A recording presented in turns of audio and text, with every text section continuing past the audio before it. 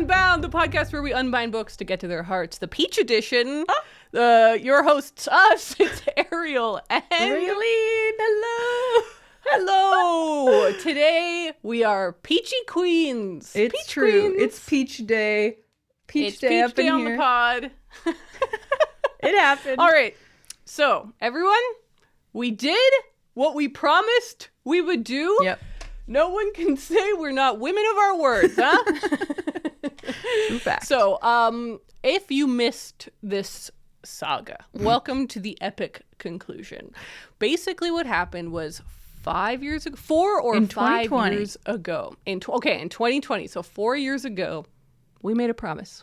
We promised that if we ever reached 5,000 Canadian dollars of monthly support on our Patreon, we would dye our hair peach. Yeah.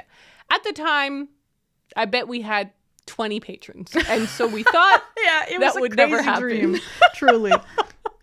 First of all, we thought it was like we were really shooting for the stars there. And secondly, I honestly do think we probably thought that it would be like, it would just never actually reach Yeah, and that if it did, it would be like, oh, we would be so rich that we wouldn't care if our hair is messed up. Which is like not the case at all. As my mother said when I told her, this is why you don't make promises. To the internet never say you'll do specifically. She was anything like, ever. This is why you don't make promises to the internet, is what she said. It was very funny because basically I was so scared to tell my mom that I was doing this. My mom is very emotionally attached to my hair, and I think that a lot of Latinos out there know exactly what I'm talking about, where your parents just have like a weird involvement in your hair. Anyways, so she was like, I was dreading telling her. When I was like 21 or 22, I cut my hair and my mom cried. Like it was a whole thing, right? And then a couple years later I dyed it and she was just like, you know, like she had to like take deep breaths and everything. So this time I was so scared to tell her. We had booked the appointment like a month in advance. Yeah. I didn't tell her been a until while. 3 days before the appointment. That really And scared I was me like, when you did that. I was like, Mama, I need to tell you something. And she's like, ay, Dios, what is it? And I was like, I am going to dye my hair peach. Hear me out. And she was just like freaking out. Not she Yeah, was but, like, really why? funny. Like, why? And I explained the whole podcast thing. And so she respected it. She was like, well, you have to do it because you told them she you understands had that. to do it. She understood. But she was so funny about it. And she said, I guess this is the last crazy thing you're doing for your 20s. And I was like, yep. Yes, this is as wild as it gets for me. I'm going to dye my hair peach. Yep, and call it a year. But you know what? When I walked inside the door, like I got back from the appointment, I walked in the door. She was clearly like on tenterhooks. Yeah. She was like, oh my God, Ready to oh be my scared. God. And then I opened the door and she was like, you look really cute. Aw. I was like, yay. She's like, wait, it's so nice. I think she thought I was going to dye my entire head peach. That's what fair everybody enough. That would, thinks. I think it would look cool.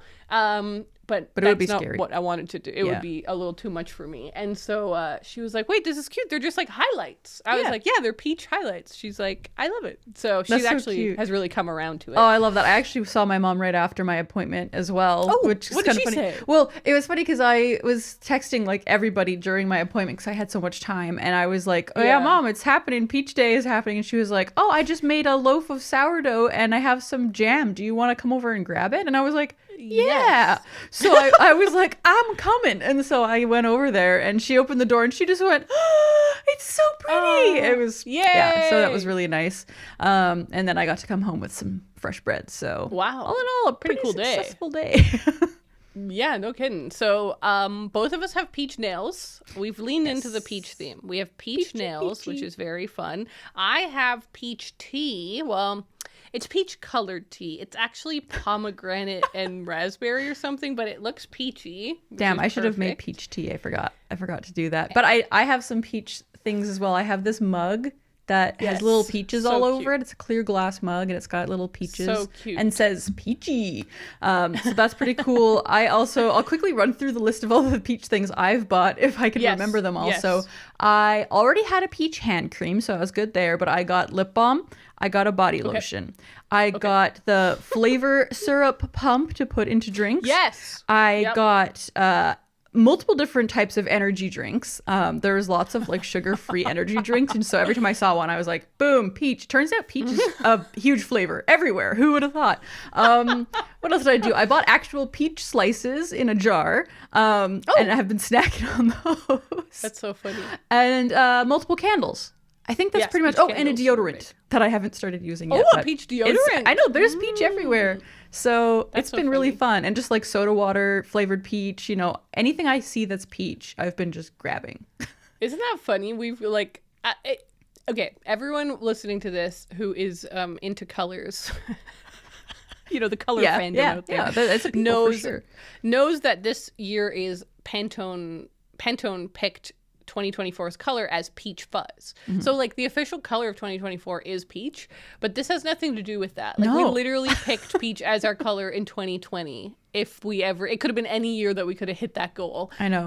It's just, so a lot of stars align. But I do think that more like companies are making more peach stuff because of Pantone, but it feels like they're making it for us. So I love that. I'm gonna keep embracing it for a while. I'm not sick of it yet. I'm ready to keep being peachy. No, I'm having fun with it. Yeah. I did realize I really don't own any peach clothing. This is definitely my only peach shirt. And then I have a lot of pink, but not a lot of peach. Yeah. But yes, so in honor of our peach hair, we both read peach books. Yes. So we will be doing a peach book review for you guys, which I'm looking forward to. And we have lots of other reading updates and everything. But first, we want to talk a little bit about our peach hair experience, because I know a lot of people listening have been eagerly anticipating this moment. So we want to tell you all about it. The one note that I have, while I still have a lot of you here, is we have peach hats available. Peach toques or beanies, peach toques available now on our website. So I'll link those down below. They are available for pre-order right now, so you can buy it and it will be shipped to you once we get them in stock. And they're a cute way to make your hair peach. I'm trying to like think of a commercial ad here. Your hair peach without the dye. Ho, ho, ho. It's perfect. And we do have some other potential merch ideas in the works that have maybe not been confirmed yet. Yes, we have some peachy things going done. on. This is the year of peach for all of us. This is the peach year.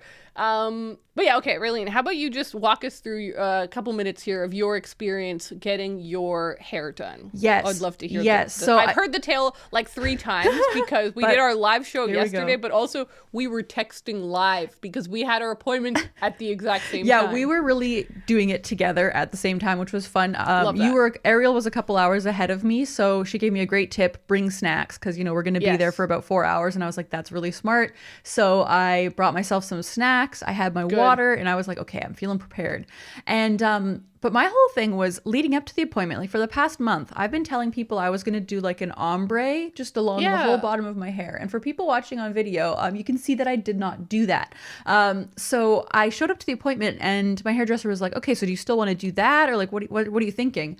And I was like, I don't know. What do you think? Like, what do you want to do? And she was like, well, I love doing color blocking. So we could do like one big chunk on, you know, at the front on one side, and then kind of like an under thing going on the other side. And she showed me a couple pictures, and I was like, yes, let's definitely do that. I'm way more excited about that idea. Less damage to my hair, less like just outright peachy. So I landed on that idea, and so that's what we did. And so went through, you know, bleached my hair. It wasn't completely lifted at the bottoms because my hair has been previously dyed with a black-brown box dye. So she just like lightened them up a little bit more after we washed the bleach out. So I got like double bleached, and my hair still feels okay. So I'm like, whew, I'm feeling good about that. But yeah, so basically just bleached my hair, rinsed it out, put the peach dye on, and I was so lucky that they had a dye that was perfectly the peach color I wanted. We didn't have to mess around with mixing colors. And so we just put the dye on, and then here I am. I also got a nice haircut, so I feel like refreshed and happy. I've got little like curtain bangs now, which is really fun. And I'm just really excited about life. Having new hair makes me feel so good and makes me wonder why I don't get haircuts as often as I should, clearly, because it makes me feel so good. But also I'm like, maybe I need to like get my hair professionally dyed more often too, because this was a nice experience. Yeah. Very good. So one difference between you and I is that this is intimate knowledge, I suppose, but you've showered since our appointment. Yes. This is a one wash hair color, so it was a little bit more vibrant yesterday.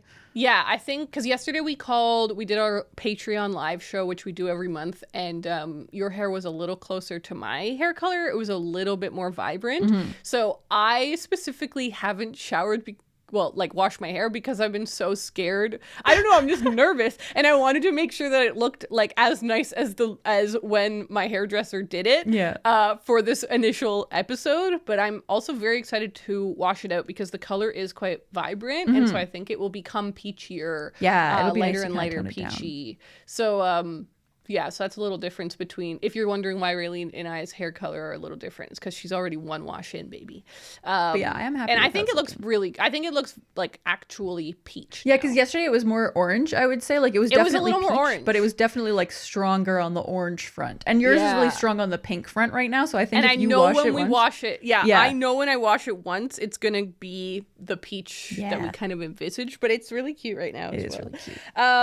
Okay, so for my little experience, I went to Halifax with my hairstylist who's done my hair in the past because they are so talented, and I was like I can't do this in a place I don't trust. I need someone who I know is going to do a good job. So I was like very excited that they had a slot available, and we really did spend the entire day together. Like my appointment started at 11 and I didn't leave till 4.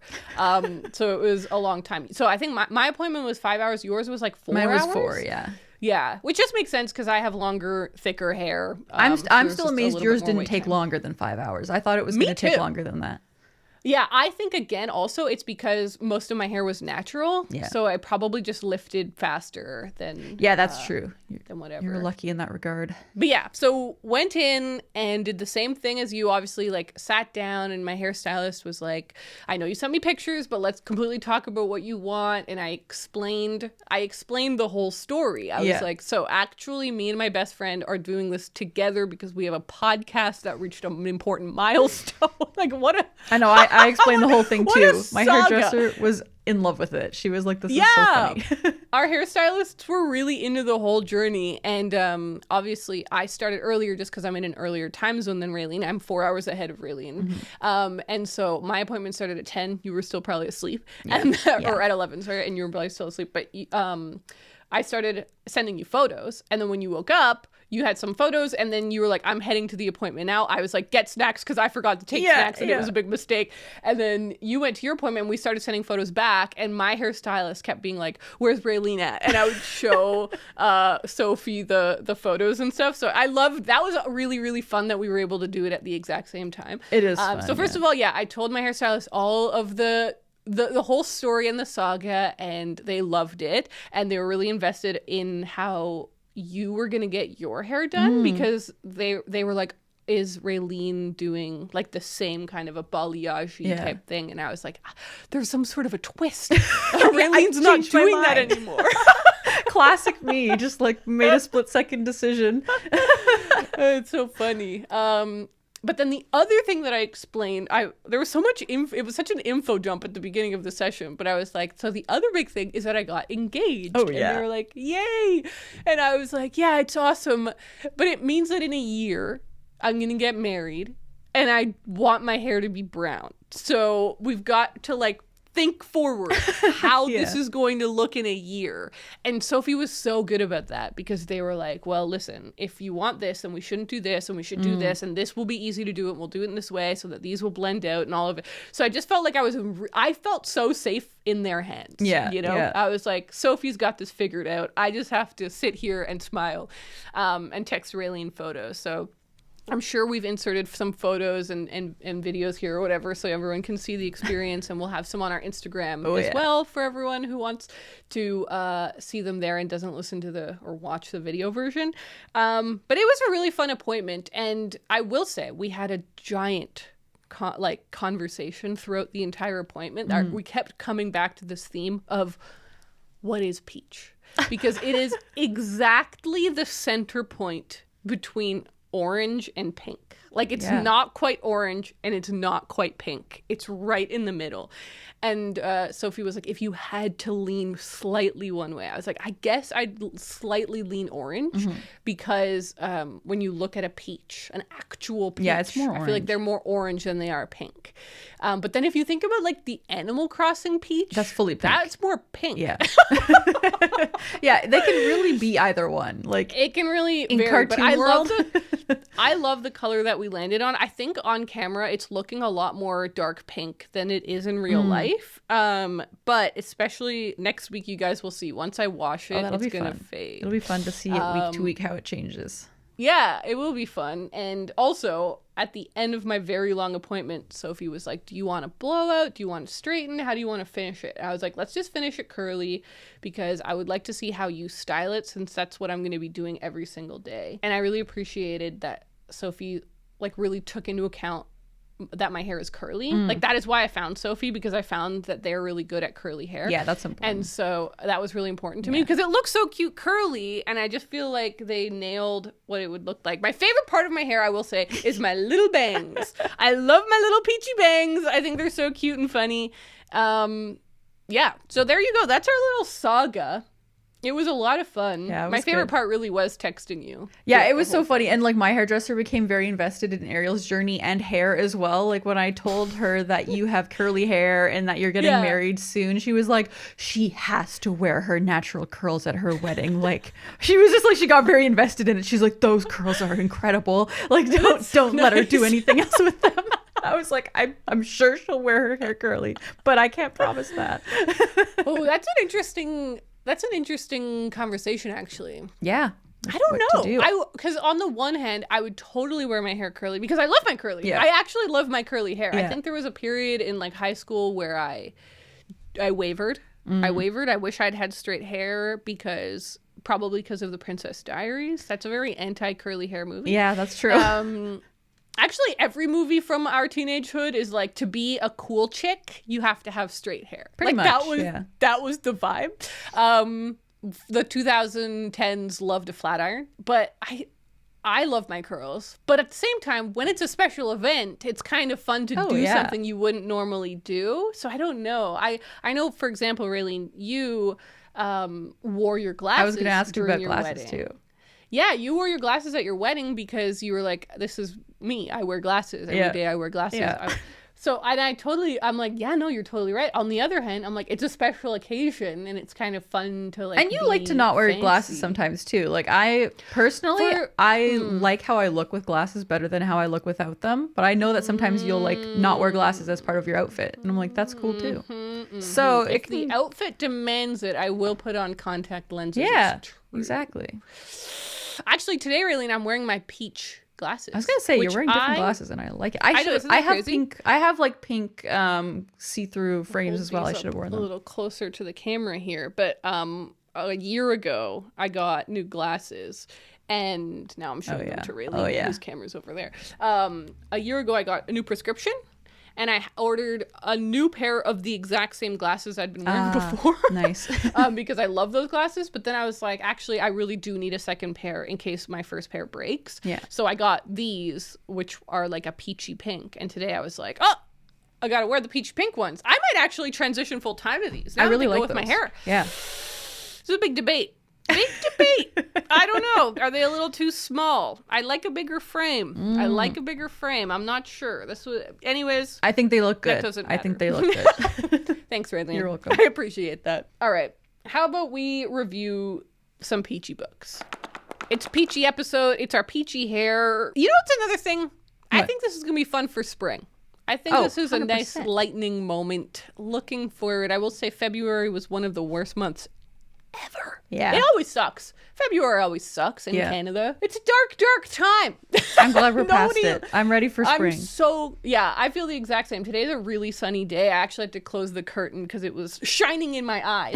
I'm looking forward to a peachy spring. You know, I think it's the vibe we all need around here. Totally. So. Yeah. Speaking of spring, yesterday, my friends and I went for a walk, which I thought was going to be just like a long but normal walk, right? And it turned out to be approximately 21 kilometers in a gigantic loop around a river. And the view was beautiful. It had just snowed a little bit the day before, so the mountains were covered in a dusting of snow. And we were walking and just like having a good time. But it eventually got to a point where it was like, oh, my feet really hurt. And we're only like a third of the way done. Do we turn around and go back the way we came, or do we keep persevering so we can see the rest of this beautiful walk? Right. And we persevered, and we regretted it while it was happening, but we are glad that we did it. We learned a lot about our bodies and about what we're capable of and what we want to work towards. Funny. But we had a really good time being together, and that's what counts. I got to see a lot of cool birds. I got to see some cool trees. So it was worth it, but I am in a lot of pain today. That's really scary to me. Like, and you're like, we hiked, we're going for a hike. I was like, that's cute. And you're like, we hiked 20 kilometers. I was like, oh no. And you're like, I'm in severe pain. I'm dying. My main problem is I don't have proper walking or hiking shoes. Like, I should have thought about that beforehand. I was just wearing like boots they look like hiking boots, but inside they are not hiking boots. They're fake hiking boots. They're cute. Yeah. They're actually the boots I wore at my wedding. That's what I was wearing when we hiked up to my wedding. So, cute. So that is kind of cute, I guess. But yeah, they're not good for a long walk. My feet started to hurt after like 5 kilometers. But anyway, it's snowing outside right now as I speak, so I'm really glad we went yesterday and not today. Oh, yeah. Yeah. Anyway, we've got such a bright sunny day, which is really nice because yesterday it was chucking it down with rain. And the rest of this week is going to be rainy. That's the horrible thing about spring, right? Like, it's just a mess. Yeah. Spring is a mess. But that's okay. I don't really like spring, but I'm going to try and embrace it this year. Yeah, I know. I'm trying to embrace every season. That's my new thing. Yeah. It's like, just enjoy it for what it is. When it's gone, you'll probably miss it, or you'll miss some aspect of it. So like, appreciate it while it's here. No, it's true. And lean in. Exactly. That's my thing with seasons. Lean in. Do the seasonal activities. Yeah, actually, like, just enjoy it. I have a plan for my next crochet project. I haven't gotten any of the materials yet, so I don't know if I'm going to be able to accomplish it, but I want to make a daisy cardigan. And I will link to the pattern I found, and maybe we can put a picture on screen right now. I'm obsessed with this idea. So cute. It's a bunch of granny squares that are just like daisies, and then you stitch them all together, and it's so cute. And I want to be able to wear it at our next Sabbath celebration, which is coming up in just like 2 weeks-ish. So I really need to get cracking. Ambitious. I don't know if I'm going to be able to do it, but we're going to try. Because how cute would that be? Wearing a little... We're going to need an update about that next week. Exactly. I'm getting the ingredients tomorrow, hopefully. So I will... The ingredients. Yeah. For my recipe. I always call patterns recipes. Funny. That's just a funny little thing about me. Raeleen's just so quirky like that. I know. I love that. Okay, let's talk about peachy books. Hell yeah. So... Well, I'll just start. Please Why not? Do. I'm so curious what you read. As my peachy book, Haruki Murakami's manga stories. Haruki Murakami was born in Kyoto, Japan, in 1949. After college, he opened a small jazz bar, which he and his wife ran for 7 years. His first novel, Hear the Wind Sing, won the Gunzuo Literature Prize for Budding Writers in 1979 and launched his career. Manga Stories was published in 2023, was adapted by Jean-Christophe Devenny, and was illustrated by PMGL. You will recall I bought this quite recently. I guess it's not as recent as one would like to believe. It was around Christmas. Okay. Which I guess now was like almost 3 months ago. That's okay. Time's a-flying. Yes. But this is, I think, a perfectly peachy book. Yeah, the cover is insanely peachy. I love it. I was like, I had a couple of different, actually, I have them here because I had picked out a bunch of peachy books, so maybe it's fun to show you the ones I didn't read. A Complicated Kindness is very peachy, but I felt like it was more orange. Yeah, yeah. Expectation by Anna that's Hope. Perfect peach. This one's pretty peachy. I think this would have been a good choice. People from My Neighborhood, but it's so short that I felt like maybe I was cheating. Yeah. For some reason. And then The Last Children of Tokyo is actually quite peachy as well. Yeah. So these were all of my peachy-ish choices, which it was a fun way to pick a read. Totally. But I just felt like this really was the most peachy of the books. Agree. Like the top is a perfect peach, but then you also have the pink and the yellow. Yeah. That just felt the whole thing was very It's awesome. peach. Yeah. Anyhow, so this is a collection of 4 of Haruki Murakami's short stories adapted into graphic stories. So they were all illustrated, and I felt middling about it, quite frankly. I have read a few different collections of graphic novel short stories. Like, they are short stories, graphic stories? I don't know what short to call graphic them. stories, graphic short graphic stories. I don't know exactly. What's the best way to say that? I've read a couple of them. And they very rarely work for me. And so maybe I should just stop trying. But basically, all of these stories ended in a really vague way. Yeah. Like a really vague way, which happens often with short stories where they just like end and you're like, Yeah. okay, What was the point? What actually happened? Yeah. That's how I felt about every single one damn. of these. I kept thinking like, okay, that one ended a bit vague, but then maybe the next one won't. Okay, that one also ended a bit vague, but maybe the next one won't. And all 4 of them ended really vaguely. And I don't like that. I just find it really unsatisfying. Yeah. And I just am like, you're just trying to be literary. You're just trying to be like, oh, and that's the way life is. And I'm like, what is? Huh? Like, I don't understand. Yeah, like you can do that once in a while, but not on every story. And maybe Not that was just like consistently. poorly chosen stories of his to put in a totally. collection together. Totally. I would also say I didn't see a running theme throughout the 4 stories. Like I was like, I'm like, why these 4? They're all interesting, but I don't understand why them together were chosen. There didn't seem to be a cohesive theme of any description, and there's no forward or afterward by the publisher explaining why these stories were chosen. So I just on the back it just says his best loved short stories, these iconic short stories. So I'm like, maybe these are just some really popular ones. I guess. I mean, can I see the cover for a second? I just want to see if I've read any of the others. So we've got Super Frog Saves Tokyo, which I have read. Where I'm likely to find it. Birthday Girl, and the Seventh Moon. No, I don't think I've read the other 3, but Super Frog Saves Tokyo was in After the Quake, which I read right at the end of December, and I really liked that one. But in the context of that collection, it made a lot of sense. I feel like not knowing the other 3 stories you read, I'm like, I don't know how that would They're work. all completely different, and I just found it quite, like I said, middling. I enjoyed certain moments, but overall I can't really recommend it unless if you're a big Haruki Murakami fan, then I would definitely recommend it because it's cool to see his stories come to life. And maybe it would have been cooler if I'd read these stories beforehand, but I just happened to not have encountered these stories of his before. Yeah. Birthday Girl was a really cool story. Basically, it's about this waitress who works at this restaurant where no one's ever met the owner, and the manager of the restaurant every day at 8 p.m. takes the owner his dinner, like down a long hallway into his house room. It's kind of like in an apartment building. He takes his dinner and delivers it. But this one day on the main character's birthday, the manager has like a medical episode and has to be taken to the hospital, and he grabs the main character and he's like, take him his dinner, you have to say this, and because no one else has ever seen the owner, no one else has ever done this in like over a decade. He's the only one who's ever seen him. So she goes to the owner with the tray, and she's like, God, I don't know what to expect. And he opens the door, and he's just like really friendly old man, like super friendly. And he's like, come in.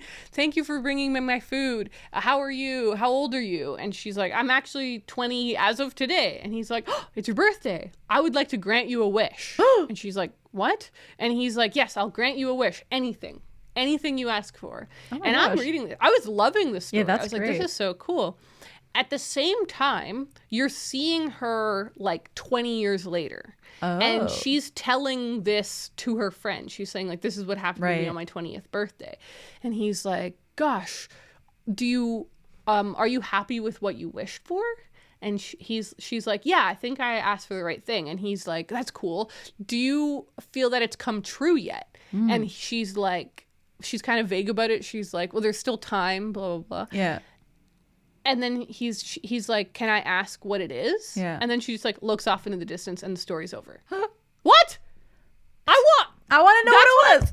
That's what I'm telling you about how vague the stories were. I'm like, to me, that's so unsatisfying. I want to know. I want to know what, for me, it doesn't add like a metaphorical resonance to not know. Right. So yeah, I hear what you're saying. Yeah. So anyways, the illustrations were very beautiful. I liked it. I had fun. It's the first graphic novel I've read this year, I think. So it was nice to read a graphic novel.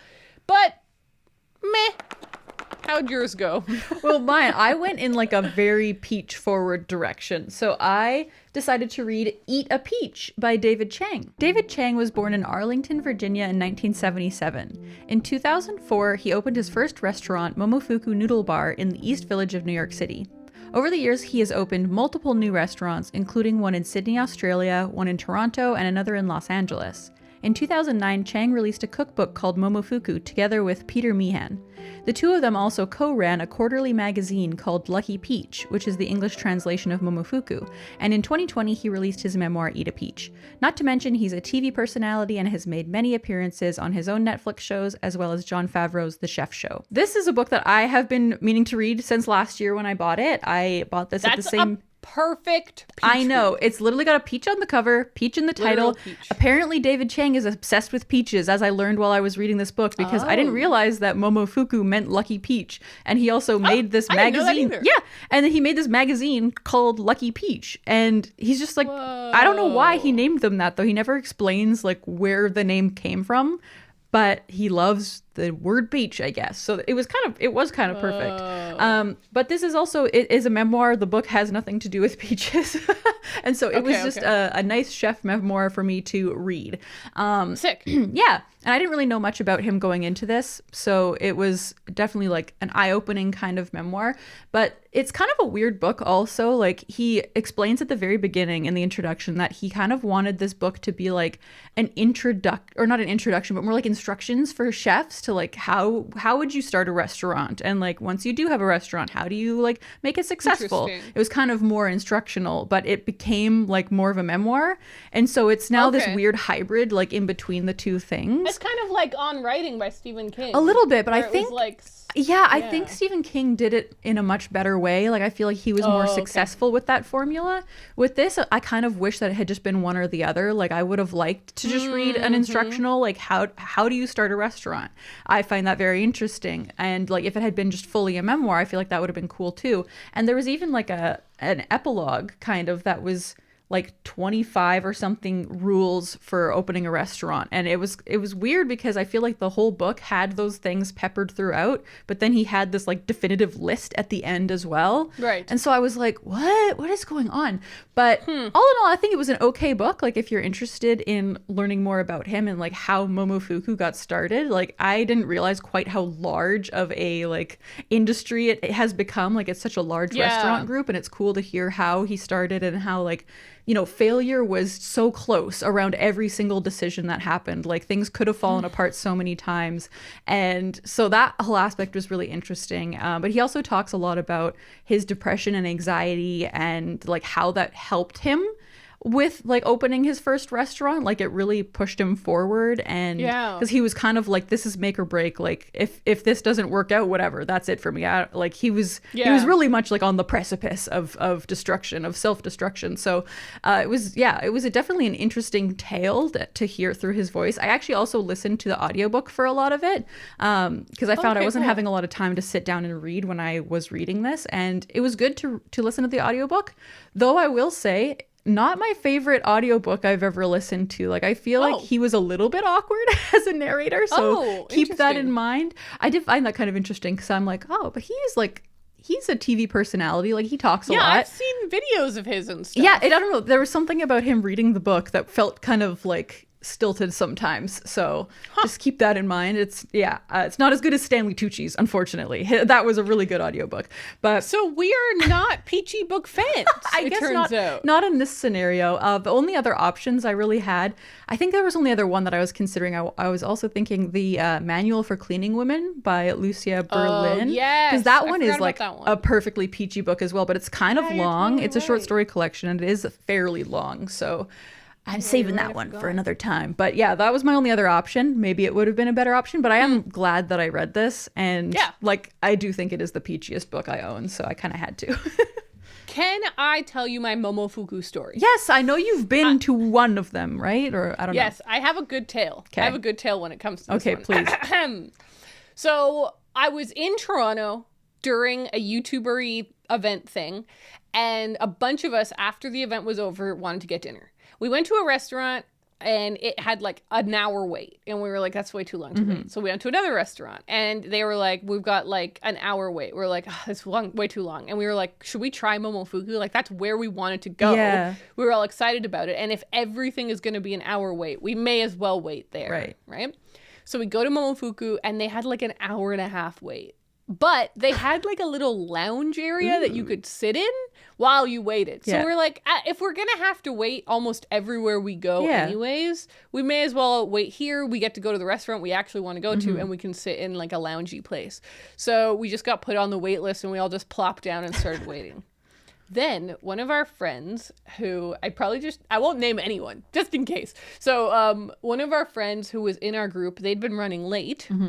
And they were like, are you guys still at this other restaurant? And I texted and I was like, actually, no, they all had a really long wait and we all really wanted to do Momofuku. So we still have to wait like an hour 15 before we get in, but that's what we're going to commit to. And he was like, oh, I know the head chef there. He's my cousin. Hold on. And I know, it was Raeleen. It was so cool. He showed up like 10 minutes later and he was like, we've got a table upstairs. And we're like, okay. Oh my gosh. So we all followed him. It was like a group of like 6 or 7 of us. Like, it was kind of a bigger group. Yeah. That's why we had to wait so long for a big table. He was like, come on, we can go upstairs. So we went upstairs into this really cool booth. And the chef came out and said hi to us, shook all of our hands and said, I'm so excited to see you, cousin. It's so nice that you're here. Thanks for bringing your friends.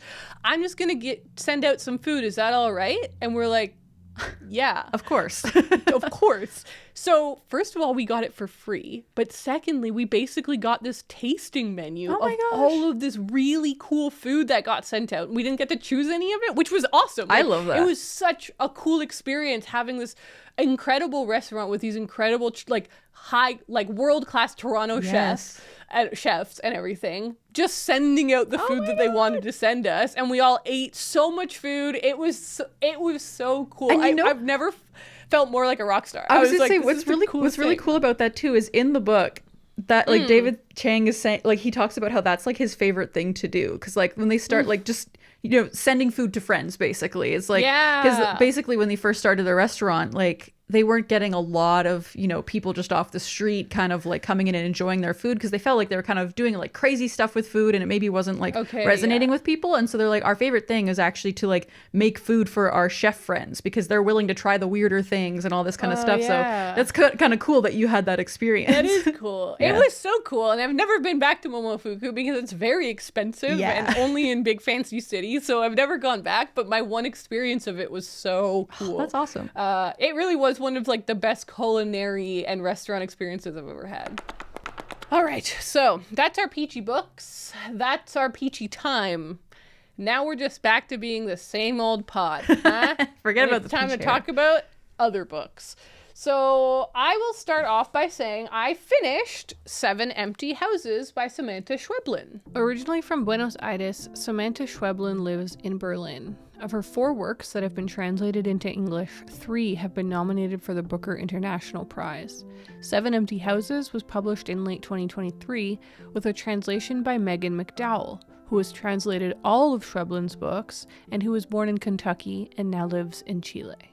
basically the other day I had to drive and get Connor at the airport, so I had multiple hours in the car, and I was like, what am I going to listen to? I was like, I should listen to an audiobook. What do I have? Didn't have anything on the go because I'd finished on writing, like I mentioned, and then I was like, I wonder if the library has 7 Empty Houses. That would be very convenient. And they totally did. So I just listened to the last 2 or 3 stories on audio. Yeah. And it was really cool. It was a great audiobook because all the stories were read by different narrators. Okay, that's really cool. Yeah, it was really cool. And I like, for some reason, it felt like they were all, I should have looked this up. It looked like, or it sounded like they were all authors for some reason. That's audio book. Like they were all, if anything, they all just had really beautiful, cool names. Yeah. Like they all had really, one of them was a Castillo, which is my last name in Spanish, my mom's last name.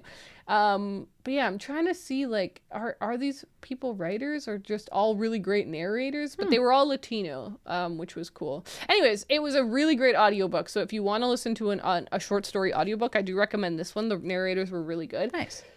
However, middling. Okay, that's the word of the day for me. Yeah. Middling on this collection. I know I shouldn't get this obsessed with the title, but allow me a moment. Yeah, let's hear it. I don't get why this is called 7 Empty Houses. I don't understand. I don't get it. And it's called 7 Empty Houses in Spanish as well. Like the original title is the Spanish equivalent of 7 Empty Houses. So this is supposed to be the title. It's not like they changed it in English and suddenly it doesn't make sense or something. The last 2 stories weren't even set in a house. What? The house was like, in the one of them, they leave the house right at the beginning. In the other one, it also starts as she walks away from her apartment. So I'm like, so the houses are empty, I guess, technically. No. Like in that one, she left her mom behind in the apartment. So I'm like, okay, the house isn't even empty. Maybe she's an empty house. Maybe we're all empty houses. Into the distance. I don't know why it was called that. I think it's misleading. Obviously you can call your book whatever you want, but also then the back of the book says the 7 houses in the 7 stories are strange. So the synopsis is like leaning into making me believe that these were all going to be 7 about houses. Weird houses. As you know, I like houses. Like weirdly, a big part of my personality now is my house. And so I was excited to read about houses and like the relationship between people and their homes. That's a really cool topic, but that is not what these stories are about at all. So I found that just annoying, and like, it's not a big deal, but it did bother me the whole time. Yeah. If that makes sense. And overall, I liked the stories, but I didn't love any of them. I wasn't like, okay. So for me, the sign of like, when I really love a short story is when I make Connor read it. When I'm like, oh my God, Connor, you have to read this. And I will like hand it to him. And it does happen, and it has happened, but it did not happen this time. It did not pass that very important litmus test. So I finished that, and I was glad that I finished it because I didn't hate it by any means. It just for me was middling. And then I was like, what am I going to read next? And so I transitioned over to Homesick for Another World by Otessa Moshfegh. Yes. Now, this is a book that I'm almost finished as of like 2 years ago. You've been so close for so long. I've been so close for so long. And so I listened to a short story because I bought the audiobook for this on Libro FM ages ago. So I listened to a story that was like an hour long, and it was pretty good. I'm telling you, the last couple of stories, I remember one that I really liked. Yeah, so it was pretty good. It was better than what I remember these being like. And you know why? Because it was not grotesque. It was the one about the guy who wants to make it in Hollywood. Okay. Do you remember that one? I don't remember it specifically. I remember one about boys on a beach or something. That one. Okay, that might be the next one. Okay. Dancing in the Moonlight. But yeah, so I only have 4 stories left. And I think the audiobook thing told me I have like an hour and a half left. Okay, that's not bad. So I'm like, okay, definitely gonna focus in on this one and finish this one up. But yeah, It's good. God, I want to like short stories. I do.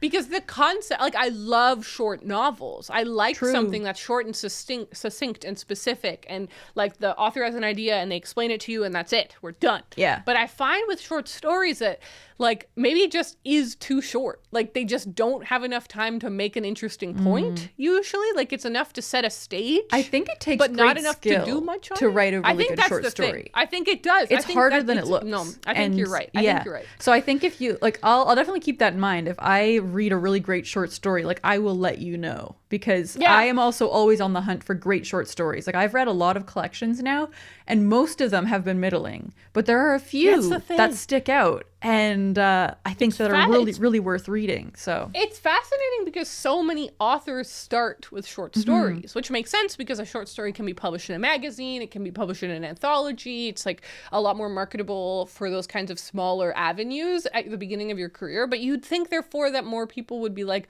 acing this thing. Yeah. But I just find it that it is, like you said, actually is a very masterful skill to be able to put everything into a short story and have it, like, not only build a full world and a full character, but then say something with that tale. Yeah, it's tough. It is, but when done well, it is like the best thing ever. Yeah, like super satisfying. Yeah. So that's kind of where I'm at reading wise this week. What about you? Ooh, okay. Well, I have gone through another DNFing that I wanted to mention. The great DNFing. It seems to be How happening. many books have you DNF'd this year? This is the third one, I think. Wow. Possibly fourth, but I think it's the third. I am keeping track on my spreadsheet, so at the end of the year I can see what I've done. Whoa. And DNFing, actually, I've realized really fits into my philosophy for reading this year, which is one, to not, like, read tons of books. And something that I discovered is that what I historically have done to read a lot is that as soon as I stop enjoying a book a little bit, I'll just put on the audiobook and blast my way through to the end. Yes. And so at that point, I'm like, am I even really reading the book? Like, I'm not really wanting to. And so I'm kind of just listening to it to get it over with. And this year I decided not to listen to audiobooks. Obviously, I made an exception for my Peach book because it was, like, actually helping me read the book. But in general, I don't want to do that anymore. And so my answer is either... Do you mean just not using them as that kind I think of final so, yeah. Like, I don't want to cut them out completely, thing? But I definitely have been using it almost exclusively for that reason. And so I'm just trying to, like, turn it off in my head a little bit. Like, get the audiobook if it's going to help. Don't get it if it's going to just hurt the book and hurt the feelings. And so since I've stopped doing that, and since I've kind of made that switch in my head, I've become a lot more okay with DNFing things, because it's like the reason I was doing that before is because I wanted to check it off as read. You know, I want to have that extra book listed as something I read. But since this year, I don't want to have a high number. I don't care about having a high number. I'm like, whatever. I could be happy. I can be free. Being free is like my number one goal for reading. So anyways. I think it's going to be so hysterical if next year you suddenly just start finishing all these books. You're like, I didn't want to finish it, but now suddenly I'm really inspired. That's funny. I know that's not going to happen. I'm teasing you. I know, because I'm so decisive. When I decide I'm done with something, I'm like, it's cut out of my life. It's gone. I've already sold it. You know what I mean? Exactly. This is why like, you actually are the only minimalist friend that I have, because Raeleen will just message me and be like, I got rid of our winter tires. Or not your winter tires. I got rid of these tires. I'm like, okay. You're like, we don't need them. I'm like, you're right. You're like, I got rid of the snowboard. We haven't gone snowboarding in 7 years. Yeah. I don't know. With books, I'm just very logical. With books, you're the same way. You're like, I'm done with the book now. It's gone. I've sold it. I'm like, yep. Yes. I love that. It's very, like, cut and dry. You're like, this is clear to me. Exactly. I just don't have time for all the wishy-washy. Oh, should I? Shouldn't I? It's just not who I am. But anyway, all that to say, I did unfortunately DNF The Last Unicorn. No! So that's okay. I was noticing that I was really dreading picking it up. I would say the beginning of the book is really strong. It starts out really beautifully, just like describing this unicorn who is like very beautiful, but also very alone, just living in this wood. And like every step she takes, like kind of releases magic. And like, it's very beautiful and magical.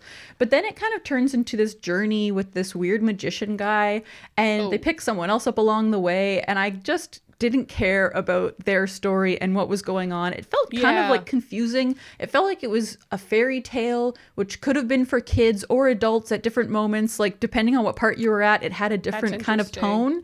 And but it also was giving me kind of like the Princess Bride silliness a little bit. And I was kind of just like, I don't want to read this. I'd rather be reading The Princess Bride. Like as soon as I kind of made that connection, I was like, oh, I am not enjoying this nearly as much as I enjoyed that book. And so it kind of made me think like, oh, I don't think I'm actually liking this.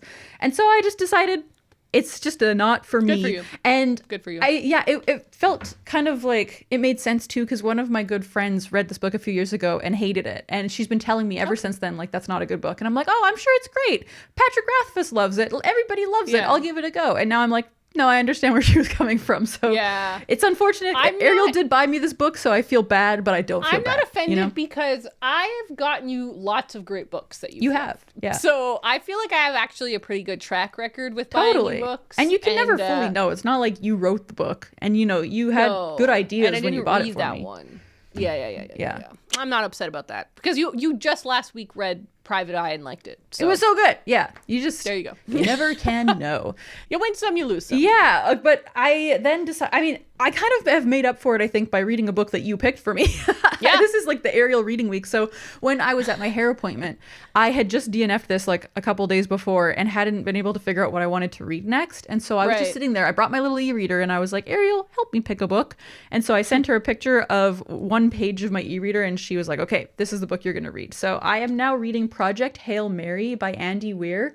And it was the perfect choice. Let me tell you, it is exactly what I needed. It's very like plot driven, but also character driven in the same way that The Martian is. Like this follows That's what I was hoping. One dude. And he wakes up, he doesn't know where he is. He doesn't even know his own name. He has no idea what's going on. And it's just about him like figuring out what's going on and like trying to remember who he is and stuff. And it's so interesting like that. It sounds like it could be kind of lame, but I really like it. And so and it's quite a long book. So I'm like, it's definitely going to get adventure-y and like he's in space. Like that much is pretty obvious. So, it's really good. I'm really glad you picked it for me because it's kind of like I probably wouldn't have picked it for myself because the other thing is I've been trying to read lots of classics recently or like older books to try and like keep my yearly average down or whatever. And that's the other thing that kind of sucks about DNFing some of these books. Like A Tree Grows in Brooklyn, The Last Unicorn, both of those came out in like the 40s and 60s. They would have been great for bringing my average down, but I'm like, you know what? That is not the point. I want to be happy. So I'm going to read this book that came out in 2021, and that is okay. I totally forgot about that when I chose that book for you. What I was really thinking was like, I think Raeleen needs a win. Like I agree. Like, I really do. I was starting to feel kind of sad. But other than Private Eye, lately you've been DNFing quite a few books and just feeling like about a lot of books. And so I was like, I feel like because I didn't know what you were going to send me. You were just like, I have my e-reader. I was like, send me a photo of one page worth of books and I'll pick one out of those 6 or 7 or whatever. Yeah.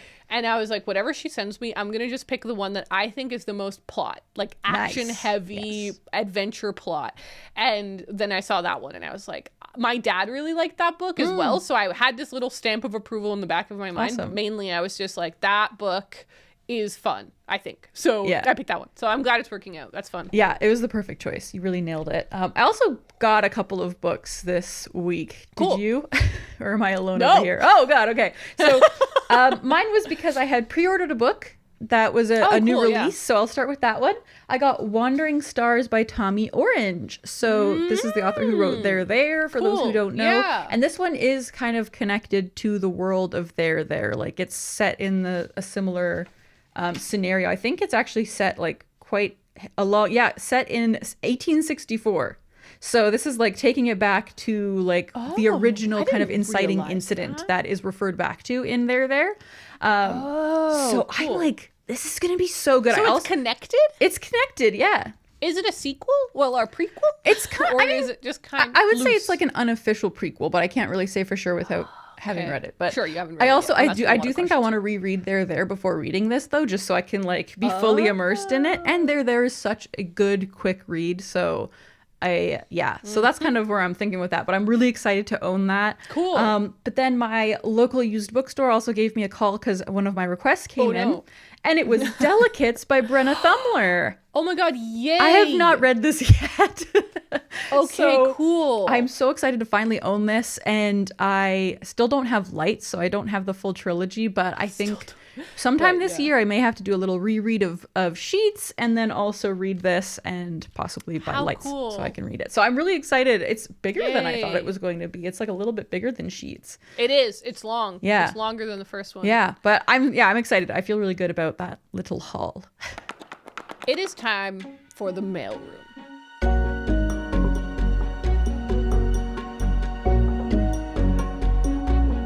So this is a segment where we look at comments from across the board, a lot from our Patreon, our Discord, but also YouTube land, and we pull some ones that we want to highlight. So basically last week's episode went way longer than we thought it was going to. And so some of these comments are from like over a week or 2 weeks ago or whatever. So bear with me, but I really wanted to read this one. It says from Dre Ale Fox, for consideration, maybe a yellow kayak, put a decal on the red one that says ketchup and a decal on the yellow one that says mustard. I saw a couple of comments like that on so Discord people as well. Are excited about the kayak situation. I'll update you if that gets updated. It's a terrible time to buy a kayak. It's freaking the first week of March. It's cold. Yeah. It's like still ice. So it probably will be a couple months before anything there happens. But we also got this comment from Bia Linsbear 2681 that says Ariel and Raeleen should buy peach kayaks and do a special episode from a lake or a beach matching their brand new peach hair. God. Imagine us just... I love the visual idea of us on little kayaks floating and recording like all this podcast equipment out on the sea. It is also funny to imagine us like where we live. Like you're still in Nova Scotia, I'm still in BC, and we just both have separate. Oh my god, I was thinking we're together, but it's even funnier if we're still apart. Oh, sorry, you're breaking up. Oh, I got some water in my kayak. Oh, that is really funny. Okay, this was a really interesting comment from Betty Anderson, literary translator here. Waves. She had a little wave emoji waving at me. So this was in response to me talking about how strange I thought it was that in that letter collection I read between Hervé and Eugene, the translator was like, I am not going to be translating when they say je t'embrasse because it's kind of untranslatable and it could be mean this. So she had like, the translator had a forward about it, but decided not to translate it. So literary translator here. Personally, I quite like the decision of leaving je t'embrasse untranslated with that motivation. Since languages obviously don't have a one-to-one ratio, some things are kind of untranslatable, especially in the context of goodbye in a letter. In the text, you can probably work yourself around a seemingly untranslatable phrase by using more words to try and convey the thing another language can say in just one word. But in the ending of a letter, which is usually very short, I think it might be difficult to convey the double meaning that the phrase seems to have. And rather than watering it down or misrepresenting it, the translator chose to leave it and instead simply explain it, which I personally think is a fine decision and something I could have probably done myself in this context. I translate from English to Swedish, and Swedish translations tend to rely on the fact that pretty much all Swedish speakers also know English. So it's pretty common to see an English phrase here and there, especially in slang and such. But this, of course, is just the opinion of one wee translator who mostly translates middle grade fantasy. I'm sure there are those who disagree. I thought this was such a cool perspective. Totally. Thank you, Betty, for such an interesting, cool comment. It was just like, I'm a translator and this is what I think. And I'm like, that's so cool. I loved hearing your thoughts. Yeah, it's cool. We never hear from translators. Like we talk about translation a lot, but we never get to hear back from people who actually do it. It's really cool. I still personally disagree, but that's okay. That's what's so beautiful about the whole thing, right? We can disagree and have different opinions about the reading thing. But I loved this perspective and it did make me think a little bit. I spend a lot of my life translating. A big part of my life is translating because I'm constantly translating between my mom and the whole world. And so I know what you mean. There are a lot of words that are completely untranslatable, but I'm just like, but you can still find a way. You can always try. You know what's the one that disturbs me the most, Raeleen? Oh, what? Cute. There is no Spanish word for cute. Oh, that's or adorable. Really? Yeah. It's you sucks. don't realize how good of a word that is until you can't use it. Because you're like all of the Spanish words that you might use just don't hit the same. They're not the same thing. And you're just kind of saying it's nice or it's pretty or it's, you know, or it's little. Like you're like trying to approach it, but there is no perfect word. And it is fascinating. It is a that's tough. I'll stop now. It is fascinating. Kem says, I just received my first bookmark delivery and I'm in love. They're my go-to bookmarks now. I was just really happy that they got the bookmarks and love them because I think they're so beautiful. Okay, MJ in Canada says, Ariel, I suggest you avoid reading the prose of Gertrude Stein. She renounced almost all punctuation. Stein felt that exclamation marks and quotation marks are unnecessary and ugly. As for the question mark, she found it revolting and completely uninteresting. And commas or semicolons, no, never. Oh my God.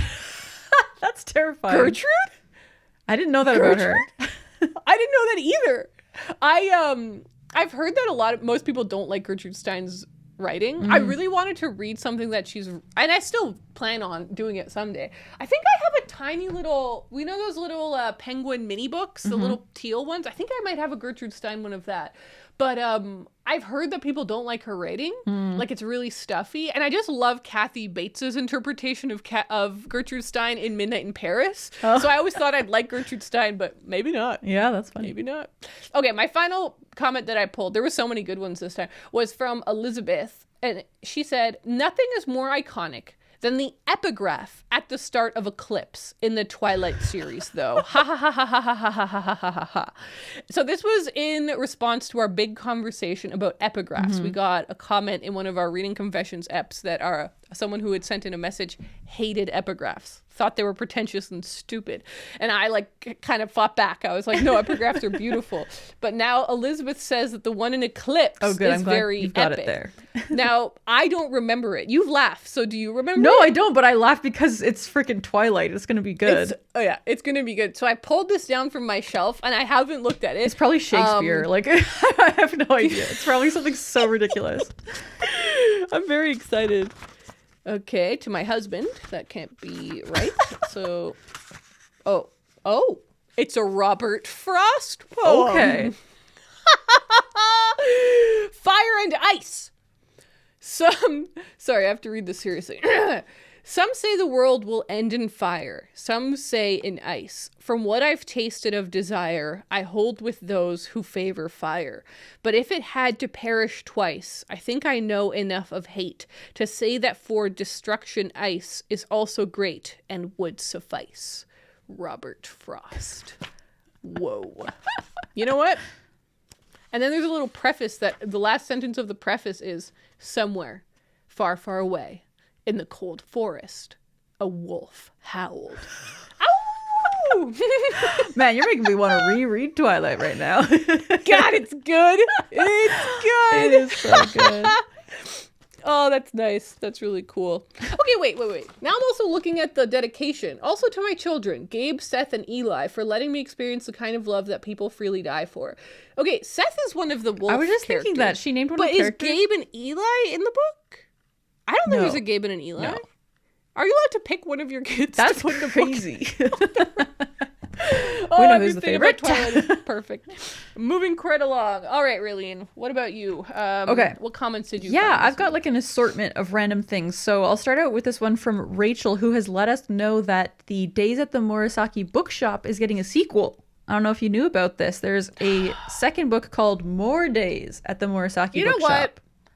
You know what? No. No. Quite frankly, I don't no. like it. I say no. Big old no. I'm a sequels hater, though. I don't like series. Just give me one book, make it great, and let's move on. I agree. I haven't read that book yet, but I agree with you on principle. Like, most books, I think, shouldn't be series. Like, if it sets out to be a series from the beginning and you know that's what you're getting yourself into, sure. But this feels wrong. But anyway, it's still exciting for anybody who wants it. You know what? all success to the author. Congratulations. Yes. I'm proud of you. And that book comes out July 2nd. Cool. Okay. And next up, this was a cute little thing that just happened in our Discord that I wanted to shout out in case anybody needs another reason to maybe join our Patreon. KTD in our Discord has set up a channel, or asked me to set up a channel for pen pals. So people are now like setting up little pairings to send each other letters, and I just love it. So I just wanted to give a shout out to KTD for doing that, and that if you want to participate, we have a whole channel for that, and there's like a form that's being filled out. It's all very official and very cool. So I love that they have done that. They're organizing. Exactly. I love it. I love it when my people are organizing. Next up is one from Aaron, who says, Ariel, please know I bought the Yorkshire biscuit tea and it is so delightful. Totally random. The comments I picked are kind of all over the map. I love that, though. I love that they're all over the map, and I love that they got the Yorkshire tea, biscuit tea. Yes, it is a good tea. Agreed. Ariel sent me some of it, and it's good. I have to buy that online. Nowhere near me sells it. I have to literally order it from the internet. Damn. Although that reminds me, there is like a tea shop that I haven't been to yet, but is near where I live. That's kind of like like an oldie kind of tea shop vibe. Yeah. And now I'm like, maybe I should go check there and see if I can hook you up. Oh my God, that'd be anyways, cool, the last comment I have here is from Gratis Winter, who also was commenting on your kayak situation. They said a yellow kayak would be fun, goes well with red, and easy to find if lost. So okay, whoa there. let's not jinx anything here. It's true though, a yellow kayak really stands out. So it does really stand out. I think I'd want a purple kayak. I know purple seems more Ariel. I feel like yellow and red is kind of a crazy look. That just makes me think of McDonald's. I don't think we need that as a pairing. I don't think that's what we need. Do you guys know that Raeleen hates ketchup? Sorry to any condiment really. I'm against it. Put you on blast here. No, I think that people should know. It is a big part of my personality. Yeah, yellow and red together just like triggers me. I'm like, ew, that's not nice. That really icks me out. So Raeleen doesn't like the ketchup mustard idea. I knew it as I was saying it out loud. I was like, I shouldn't have said it. I know. I saw one of those comments too, and I was like, I'm not gonna bring it up. I'm gonna leave that out of it. Oh boy. That's all I've got. Thank you guys so much for hanging out with us on this episode of the pod, this very peachy episode. Yes. We at the end here, I do just want to do a very sincere thank you to everyone who's ever joined our Patreon, everyone that's there now, but also there's lots of people who have joined in the last few years and left. And no matter how long you were at the Patreon for, thank you. And we were so happy to do the peach hair because it's like a physical tribute to the accomplishment of reaching so much support on Patreon. Yeah. Like I was so happy to do it. I was sitting in that chair like, yeah, like it was the best day ever. Happily do that. Yeah. It was the best day ever. And it was just so nice to kind of take the moment to be so grateful for everyone who supported the podcast. I know that when we started it, we didn't think that it would, maybe we didn't think about it that much, but I don't think we thought it would be this big a part of our lives. True. Or like you literally get to like work one day less at your work because this is now part of your job. And totally. I get to put so many hours into like making this such a fun thing. So I love the pod. Raeleen loves the pod. We love the pod. We're so grateful to everyone who's ever supported it. We always work so hard to make the Patreon a lot of fun. I guess as a reminder, we do a monthly live show. We each upload a reading vlog there every month, but we also have the Discord there. You get early access to the episodes. They're uploaded a few days early there for you. So for the people who just can't wait, you guys get it a couple of days early, and I'm sure I'm forgetting a perk or two there, but yeah, we love the Patreon and we love the patrons. Yes. But of course, we also just love everyone who listens to the pod. Thank you all for being here. We feel really lucky. So we'll leave it there. We're going to go record that's the other bonus. We do a mini podcast after every, they're very nice. Every episode, we do a mini podcast that goes out every week. So we're going to go record our Patreon mini podcast, Movie Tub, where we talk about the movies and shows we've been watching, and we'll talk to everyone over there. Bye.